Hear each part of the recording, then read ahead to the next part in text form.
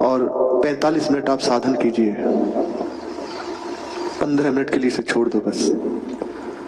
आपसे बराबर 23 घंटे 45 मिनट लड़ने के लिए तैयार हो जाएगा। ये साधन से नहीं काबू में आता। गुरुजन जब करुणा भरी दृष्टि से देख लेते हैं, जब ये बात देख लेते हैं कि ये मेरा है, अब इसका दूसरा कोई नहीं, बस सारी बात संभलने लग जाती है। लेकिन जब तक हम शरीर को, मन को, संसार को अपना माने हैं, तब तक ये नहीं समझ सकता। रोना पड़ेगा, व्यर्थ में रोना पड़ेगा, बेमतलब रोना पड़ेगा। जैसे आपको कोई परेशानी है, मुझे उससे क्या मतलब, लेकिन आपसे मेरा संबंध है, आप मेरे बहुत प्रिय हैं, तो अब मुझे मतलब हो जाएगा, अब मुझे परेशानी शुरू हो जाएगी। लेकिन जब से आपसे कोई संबंध नहीं, मतलब नहीं, तो हो सकता है सहानुभूति हो, पर आपके दुख से दुखी नहीं होंगे। हाँ ठीक है, चलता रहता है, संसार का नियम है।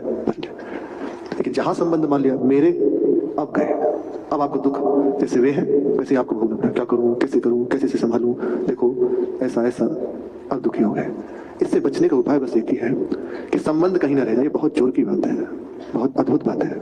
हमारा संबंध केवल प्रभु के चरणों में रह जाए, हमारा कोई नहीं। जब तक इस शब्द में, इस घेरे में दूसरा कोई है ना, सच्ची मानना, कोई हमारे दुख को नहीं मिटा सकता, कोई भी हमारे हृदय के कलेश को शांत नहीं कर सकता, चाहे वे कोई हो, सुर नर मुनि, सब कुछ गोस्वामी जी कहते हैं, सबकी यह रीति, स्वार्थ लाग करे सब प्रीति, पर हेतु रहित जग जुग उपकारी, तुम तुम्हार सेवक सुरारी। आप या आपके अनुराग में छके हुए वे महापुरुष जी, वही हमारे सच्चे अपने हैं।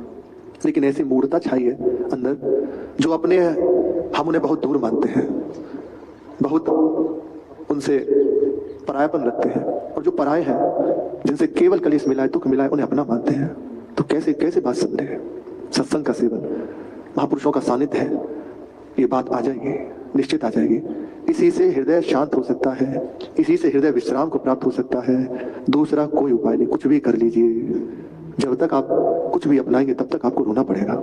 अब अंदर दुख हो रहा है, अब हम परेशान, भाई गड़बड़ी इसने करी, अब हो गई, हम क्यों उसमें परेशान हो रहे हैं। निंदा करी तो बैठे चल रहे हैं, वैसा और ऐसा परेशान। सारी परेशानी की जड़ ये संबंध है, ये समझ जाए। इस मार्ग में आकर इतना ही बस बदलता है। गोस्वामी जी कह रहे हैं, बिगड़ी जन्म अनेक की अब ही सुधरे आज। क्या साधन कर लिया, क्या कर लिया, अब ही सुधरे आज, बस होई राम को। अब आगे की बात, नाम जप प्रभु के हो जाओ, स्वीकार कर लो हम प्रभु के ही हैं, इस बात को स्वीकार कर ले। श्री श्यामा श्याम के सिवा मेरा कोई नहीं, कोई नहीं, कोई नहीं। यदि कोई है तो उनसे है, किसी भी रूप में भी हो सकते हैं, लेकिन हमारा संबंध उनसे है, इसलिए हम किसी को जानते हैं। और यदि आप उनको गौड़ करके किसी और की प्रधानता कर दे तो निश्चित आपके हृदय का दुख बढ़ता रहेगा। देख लो संसार में एक सहज उदाहरण, बढ़िया गाड़ी है, मकान है, नौकरी है, सब जिसे माना जाता है कि यही सुख है, वे सब पूरा है, लेकिन फिर भी आंतरिक क्लेश नहीं शांत हो रही, जलते रहते हैं। ऐसी ऐसी परिस्थिति तो जला दिया, मार दिया, क्या हो गया, वही तो है, उसी से तो प्रीति का व्यवहार कर रहे थे, फिर क्यों ऐसा। वो नहीं है जिसके लिए था, जिसकी मांग है वो नहीं है, इसलिए ये दशा है। वे आ जाएगी, स्वीकार कर लो।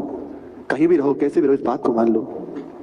श्री स्वामी रामसुखदास जी महाराज बहुत जब देखा कि किसी भी तरह जीव का कल्याण होना चाहिए, पर कैसे कल्याण हो, क्या करूं, रात को 12 बजे बैठ जाते चिंतन में, बस नई नई युक्तियां, कैसे सहज उपाय, सरल से सरल। ऐसा क्या उपाय, नाम जब सबसे ज्यादा सरल बताया गया। एक नाम त्रैलोक हिताय, कोई भी ले आश्रय निश्चित परम पद की प्राप्ति हो जाती है। यदि अपराध